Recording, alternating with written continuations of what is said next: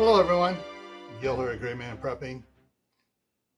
On this episode of Your Prep for Today, we're going to continue on with the emergency survival plans. And today's survival plan is the Haz-Mat survival plan.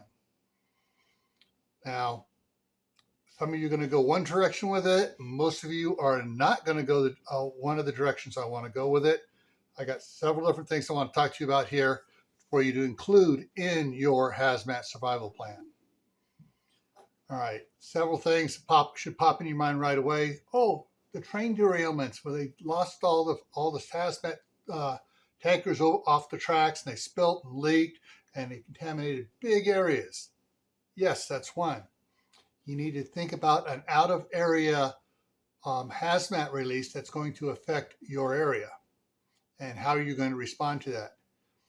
Another one is Haz-Mat release in your local area, whether it's a couple miles away or whether it's some truck going down a street, a couple blocks away or down your street and has a wreck and is leaking hazardous materials out there, and the local law enforcement and health department are shutting down the area and telling everybody to shelter in place or to evacuate. So you need to think about having an addendum in your Haz-Mat plan to cover that particular part of that. The next one you need to consider and seriously consider is household Haz-Mat. There are a lot of cleaners and other chemicals that are used in the house that, if mixed together, will create poisonous, toxic, and even explosive chemical reactions. So you need to have a Haz-Mat plan for that as well. Now, and also when it comes to Haz-Mat stuff, you may want to think about taking all the chemicals you have in your house, and you can look this up just by the brand name, like, example, Clorox. You can go to Clorox's website and get what's called the MSDS, the Material Safety Data Sheet for this, which talks all about the hazardous problems and safety zones and everything else for it.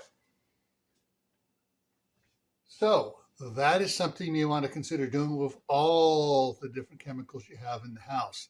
Drain cleaners, ammonia, paint thinners, anything you have in the house.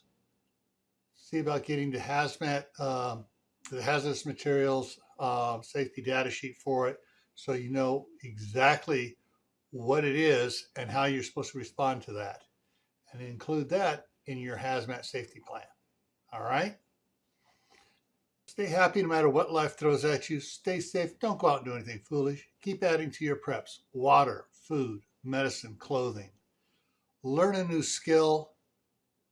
Grow some good healthy food, whether it's indoors or outdoors. Grow your own food.